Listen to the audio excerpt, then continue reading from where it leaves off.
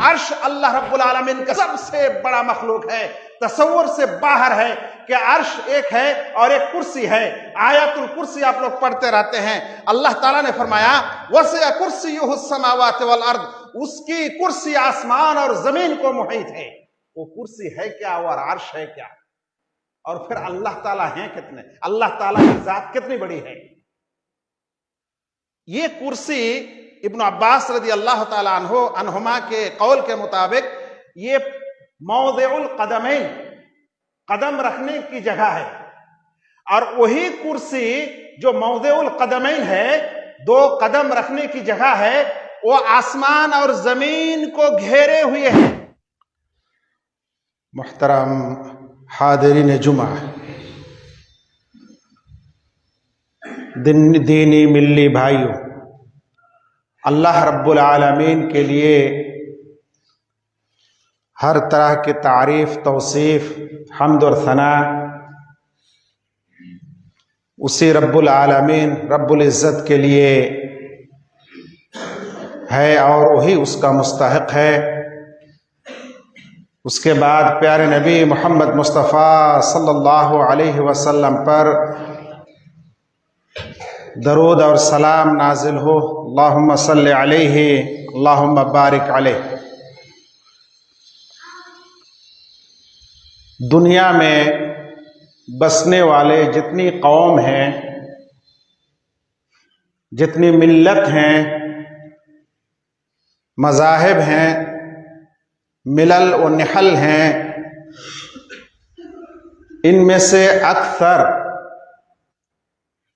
بلکہ قریب الی الکل سب کے سب خالق کو مانتے ہیں، یعنی اتنا ایمان رکھتے ہیں کہ اس جہان کو اور اس دنیا کو اور ہم سب کو پیدا کرنے والا کوئی نہ کوئی ہے، سوائے شرذمۃ قلیلہ۔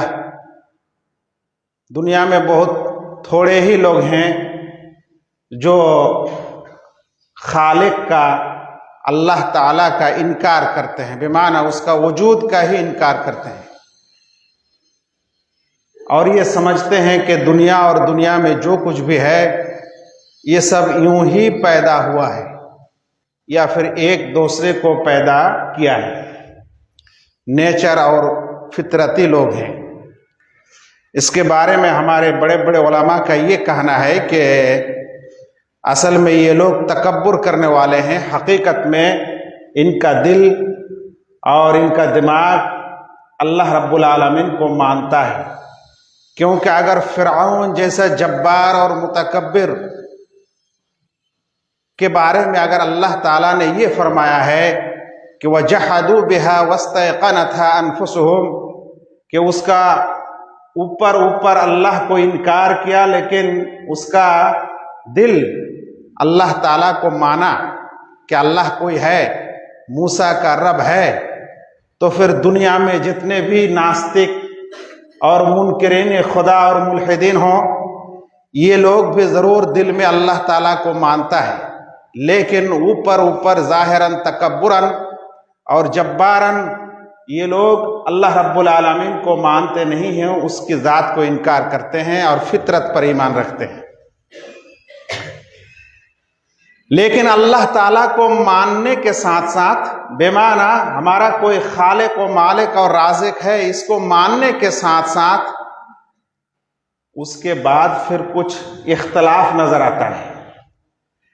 کچھ لوگوں کا کہنا یہ ہے کہ جس نے ہم سبوں کو پیدا کیا، بمعنی جو مخلوق ہیں، دنیا میں جتنے سارے مخلوق ہیں، خالق اور مخلوق کوئی الگ الگ ذات نہیں ہے، دونوں ایک ہی ہے۔ پہلے تو مانا کہ اللہ ہے، کوئی رب ہے، کوئی خالق ہے، لیکن اس کے بعد پھر یہ کہنا ہے ایک گروہ کا کہ خالق اور مخلوق میں کوئی فرق نہیں ہے، جو خالق ہے، جو پیدا کرنے والا ہے، جو کریٹر ہے، اور جو مخلوق ہے، جو دنیا میں جو کچھ ہے، اس خالق اور مخلوق میں کوئی فرق نہیں ہے۔ یہ ایک نظریہ ہے جس کو ہندی میں سرویشورواد پینتھزم کہا جاتا ہے. اس نظریہ یا اس عقیدے کے تحت اللہ اور اللہ کے بندوں میں، خالق اور مخلوق میں کوئی فرق نہیں ہوتا. اسی اصطلاح کو عربی میں اور اردو میں وحدت الوجود کہا جاتا ہے. اگر آپ یہ نظریہ یا یہ عقیدہ رکھتے ہیں کہ خالق اور مخلوق میں فرق نہیں ہے، تو مخلوقات میں سے کسی کی بھی عبادت کیجیے، آپ کی عبادت صحیح ہے، کیونکہ خالق اور مخلوق میں کوئی فرق نہیں ہے. جن لوگوں نے یہ عقیدہ رکھا وہی لوگ دنیا کی ہر شے کی عبادت کرتے ہیں. یہاں تک کہ ایک انسان کا بھی، ایک عورت کا بھی، ایک عورت کے خاص جز کا، ایک انسان کے، ایک مرد کے خاص جز کا، اور ادھر پھر جتنے حیوانات ہیں اس کا، نباتات ہیں اس کا، مٹی کا، یہاں تک کہ پتھر کا، وغیرہ وغیرہ کا. کیونکہ خالق اور مخلوق میں کوئی فرق نہیں ہے. جس کی بھی عبادت کرو حقیقت میں اسی کی عبادت ہوتی ہے. یہ ایک نظریہ ہے جسے وحدت الوجود کہتے ہیں. اللہ تعالیٰ کی ذات پر ایمان رکھنے کے بعد کچھ لوگوں کا کہنا پھر الگ ہے. وہ کہتے ہیں کہ ہر شے اللہ کا جز تو نہیں ہے، لیکن وہ اللہ، وہ رب، وہ خالق کبھی کبھی اپنے بعض مخلوقات میں چلے آتے ہیں. کبھی کبھی اللہ تعالیٰ خاص مخلوقات میں آ جاتے ہیں، جسے آپ یوں سمجھ سکتے ہیں ان کے اصطلاح میں کہ بھر کرنا. جیسے جنات انسان کو اپنے قابو میں لے لیتا ہے، تو کہہ رہے ویسا ہی خالق کبھی کسی مخلوق کے اندر گھس جاتا ہے. اس کو ہندی میں کہا جاتا ہے انوپرویش واد، اور اس کو عربی میں کہا جاتا ہے حلولیہ. پہلے والا ہے وحدت الوجود اور دوسرا ہے حلولیہ، یا پھر خاص شے میں اللہ تعالیٰ کا آ جانا. گھوم پھر کے دونوں ایک ہی شے ہے. یہ نظریہ اور یہ عقیدہ حقیقت میں کس کا تھا؟ تو تاریخ کا مطالعہ کرنے سے پتہ چلتا ہے کہ گریک درشن جو ہے وہی اس کا موجد ہے، اور وہاں سے اسلام میں سب سے پہلے جن لوگوں نے وہاں سے پوری دنیا کے، چاہے بدھ مت ہو، چاہے ہندوازم ہو، یہ لوگ اسی مذہب کو یا اسی نظریہ کو یا اسی عقیدے کو اپنائے ہوئے ہیں. اس لیے ہم ہندوستان میں مختلف اشیاء کی عبادت دیکھتے ہیں، کیونکہ ان کا تصور ہے کہ کسی شے کا بھی عبادت کرو اسی ذات کا کرنا ہوتا ہے. پھر یہ ہندوازم، بدھ مت وغیرہ سے یہ نظریہ، یہ عقیدہ منتقل ہو کر اسلام کے انگن میں بھی آیا، اور یہ آیا تھا ایک خبیث النفس اور خبیث النظریہ رکھنے والے ایک شخص جو پورے اسلام کے عقائد میں فساد برپا کیا تھا. اس کا نام ہے جہمیہ. اس فرقے کا نام ہے جہمیہ. جہم بن صفوان کی طرف اس کی نسبت ہے، اور یہی وہ جہمیہ ہے جو سب سے پہلے یہ کہا تھا کہ اللہ تعالیٰ کا نہ کوئی نام ہے نہ کوئی صفت ہے، مجرد ایک نام ہے فقط، اور کچھ نہیں ہے، اور نہ تو اس کا کوئی اسم ہے نہ اس کی کوئی صفت ہے. جب اس کا نہ اسم ہے نہ صفت ہے، وہی لوگ اسلام میں اس وحدت الوجود اور حلولیہ نظریے کو اسلام میں لایا، اور پھر مسلمانوں کے اس انگن سے یہ نظریہ صوفیہ میں چلا گیا. اس کی ایک مثال لے لیجئے. جو لوگ یہ کہتے ہیں کہ اللہ تعالیٰ ہر جگہ موجود ہے، مسئلے کو سنیے. ہمارے مسلم سماج میں اب بھی بہت سارے ایسے لوگ ہیں جو یہ کہتے ہیں کہ اللہ تعالیٰ ہر جگہ موجود ہے. اب ایک انسان کا نظریہ یا عقیدہ یہ ہے کہ اللہ اور اللہ کے مخلوقات میں کوئی فرق نہیں ہے، ایک ہی شے ہے. تو بمعنی اللہ کی ذات سے سب کچھ پیدا ہوا ہے. اگر یہ نظریہ وحدت الوجود کا ہے اور ہم یہ کہہ رہے ہیں کہ اللہ تعالیٰ ہر جگہ موجود ہے، بمعنی پھر ہر شے میں اللہ تعالیٰ موجود ہو گئے، اور وحدت الوجود کا عقیدہ اور اللہ تعالیٰ کا ہر جگہ ہونا ایک ہی ہوا. बेमाना अल्लाह ताला हर जगह मौजूद है, हर शय में मौजूद है। तो इस मस्जिद में भी है, आपके घर में भी है, नौज़ुबिल्लाह बैतुल खला में भी है, नौज़ुबिल्लाह इंसान, हैवान, मुशरिक, काफिर हर एक जगह मौजूद है। तो अभी जो मैं आपको नजरिया और अकायद बता रहा था कि ये वहदतुल वजूद जो ग्रीस वाले और गैर मुस्लिम वालों ने अपनाया था, वो एक अकीदा हमारे अंदर भी है जो कहते हैं कि अल्लाह ताला हर जगह मौजूद है। तो फिर खालिक और मखलूक में क्या फर्क हुआ?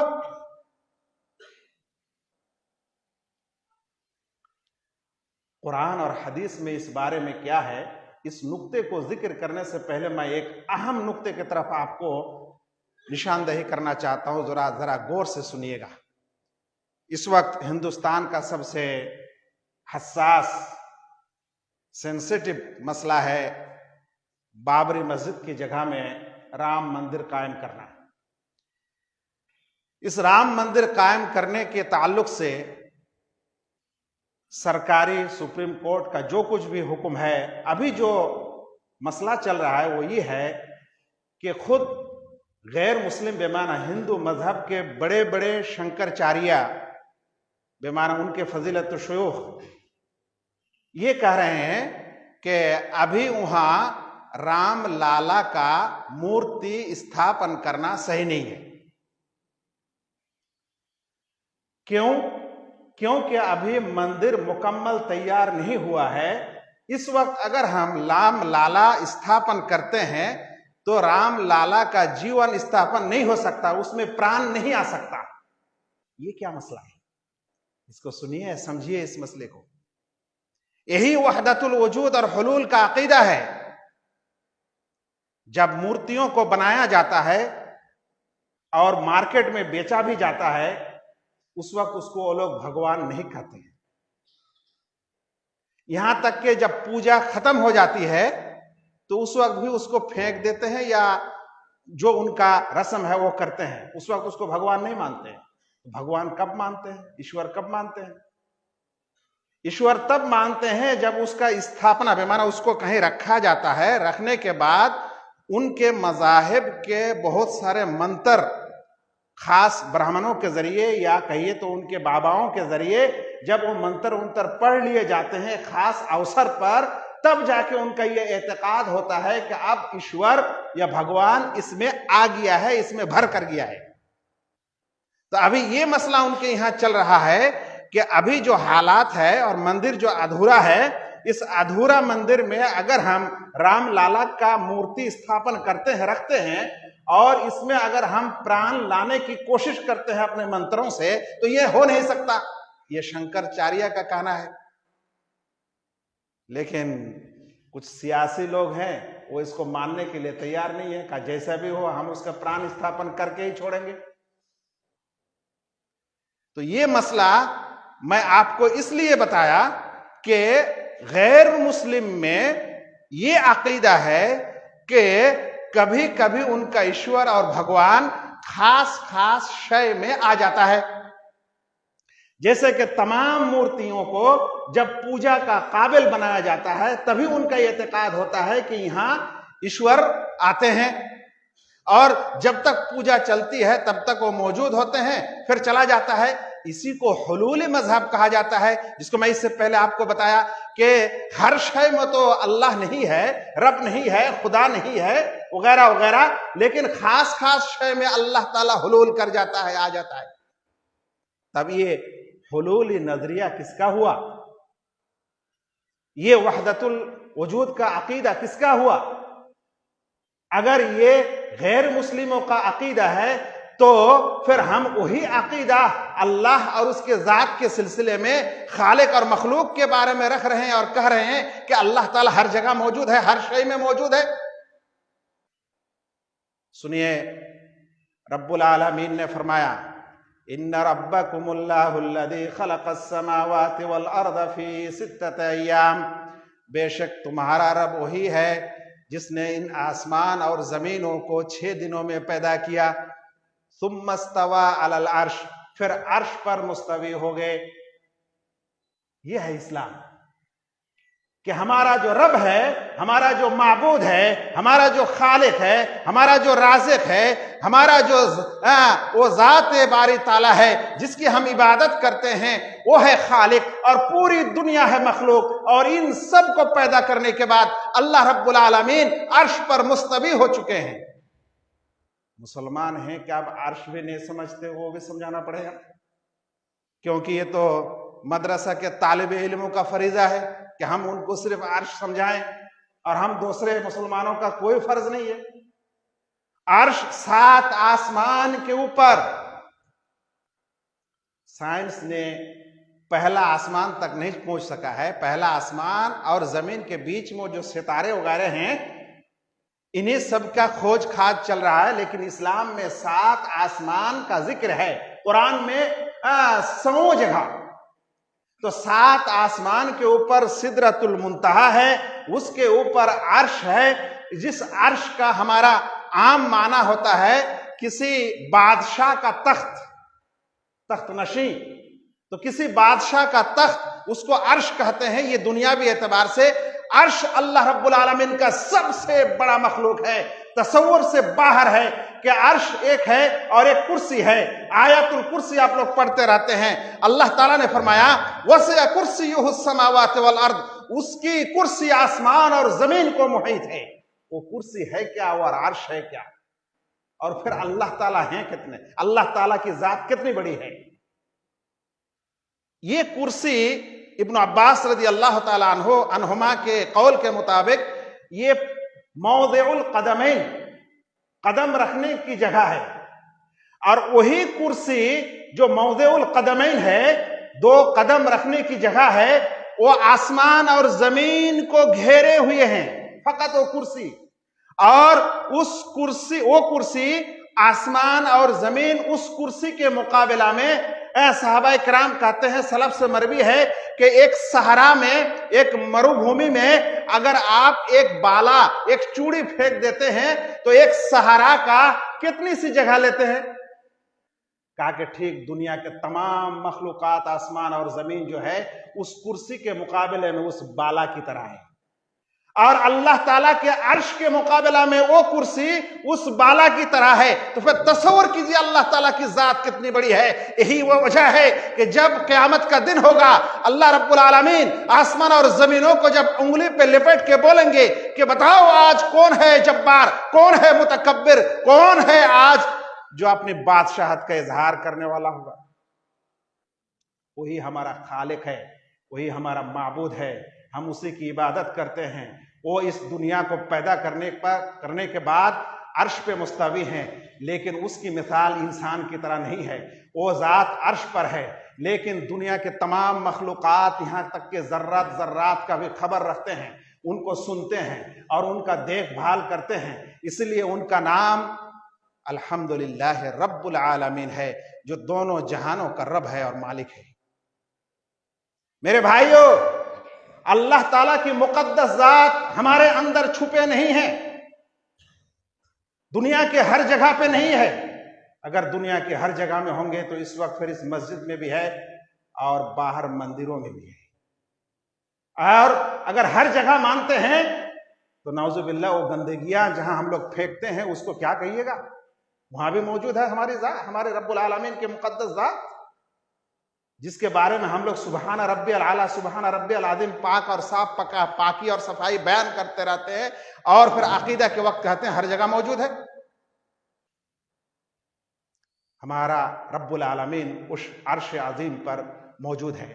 یہ عرش عظیم ایک اتنا بڑا مخلوق ہے کہ اس وقت اس کو آج 4 فرشتے اٹھائے ہیں، لیکن جس دن قیامت کا دن ہوگا وہی عرش قیامت کے میدان پہ لایا جائے گا، اور اس وقت 8 فرشتے اس عرش کو اٹھائے ہوئے ہوں گے۔ رب العالمین اللہ کے رسول صلی اللہ علیہ وسلم کو بتایا کہ اللہ کے رسول نے فرمایا اذن لی ان احدث، مجھے اجازت دی گئی ہے کہ میں ان فرشتوں کے بارے میں بتاؤں جو عرش کو اٹھائے ہوئے ہیں۔ ان میں سے ایک فرشتے کا یہ کان کی لتی اور یہ جو باہو ہے، اس کے بیچ کا فاصلہ 70 سال کی مسافت کا فاصلہ ہے، 70,000 سال کی مسافت کا ہے۔ تو اتنی کی مسافت اگر اس فرشتے کا اتنا ہو تو پھر وہ فرشتہ کتنا بڑا ہوگا اور وہ عرش کتنا بڑا ہوگا، پھر ذات الہی کتنی بڑی ہوگی۔ ہم اس رب العالمین کی عبادت کرنے والے ہیں اور اس کی عبادت کرتے ہیں، وہ ذات ہر جگہ موجود نہیں ہے۔ اللہ رب العالمین کی ذات مقدس ہے اور وہی سبحان ربی العالی، وہ بالا اور برتر ہے اور وہ عظیم ہے، اس کے مقابلہ میں دنیا شاید ذرہ کے برابر بھی ہے یا نہیں ہے۔ واللہ تعالی اعلم۔ بارک اللہ لنا ولکم فی القرآن العظیم ونفعنی وإیاکم بالآیات والذکر الحکیم انہ تعالی جواد کریم ملک بالرؤوف الرحیم۔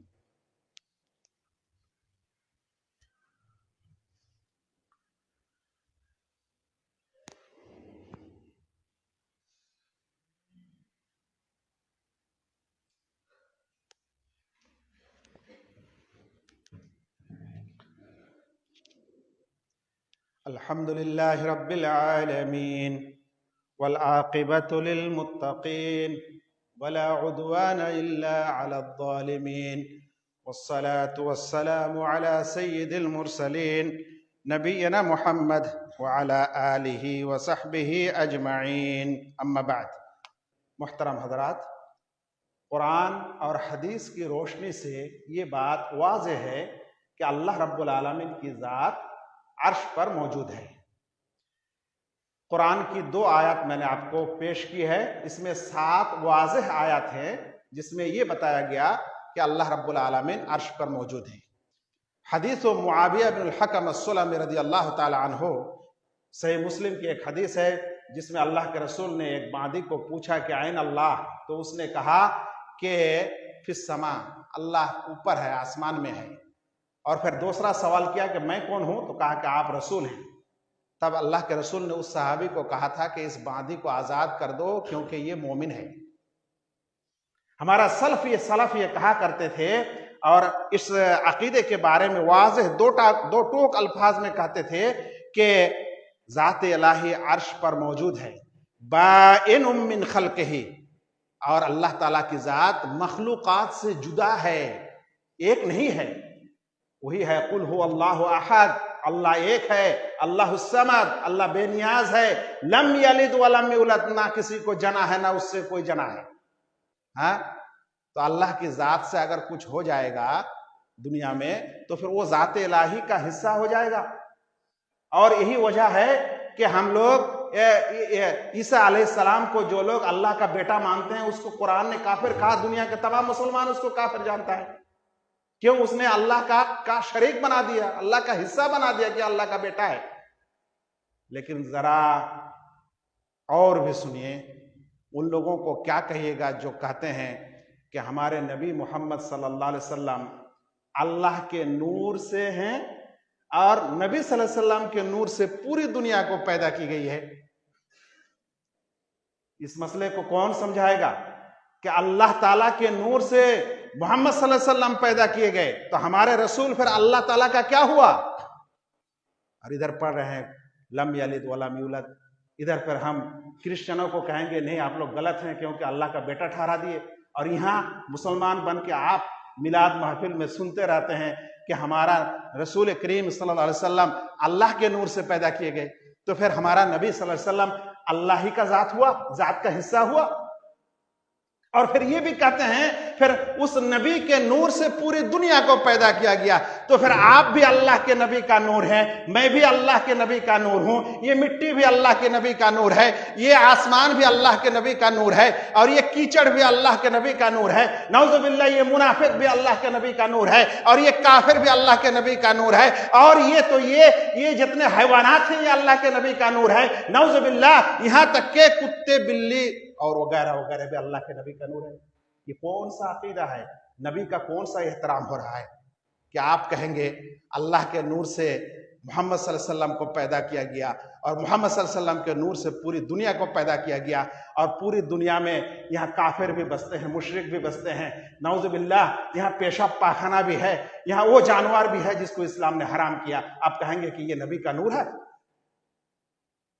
بھائی ہمارے نبی کا ذات وہ بھی ایک اہم ذات ہے، محترم ذات ہے، اور دنیا میں تمام انسان سے بہتر ذات ہے، سید الانبیاء ہیں، اور تمام امتیوں کے لیے، توحید کو ماننے والوں کے لیے شفاعت کرنے والے ہیں، اس میں کوئی شک نہیں۔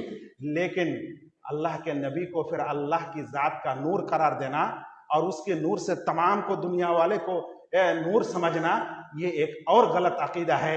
اسی عقیدے کا عکاسی ہے جس کو میں نے آپ کو پہلے کہا تھا کہ کچھ لوگ ہیں دنیا میں جو یہ کہتے ہیں کہ کریٹر یعنی پیدا کرنے والا، خالق، اور دنیا میں جو کچھ موجود ہے مخلوق، ان دونوں میں کوئی فرق نہیں ہے، دونوں ایک ہی شے ہے۔ تو اگر وہ عقیدہ غلط ہے تو پھر یہ عقیدہ بھی غلط ہے کہ اللہ کے ذات کے نور سے نبی محمد صلی اللہ علیہ وسلم کو پیدا کیا گیا اور ان کے نور سے پھر پوری دنیا کو پیدا کی گئی۔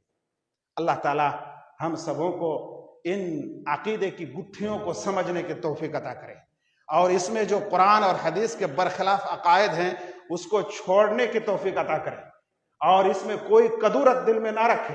قرآن اور حدیث جب واضح ہو جائے تو پھر دنیا کا کوئی مشن اور کوئی نظریہ اور کوئی چیز آپ کو روک نہ سکے۔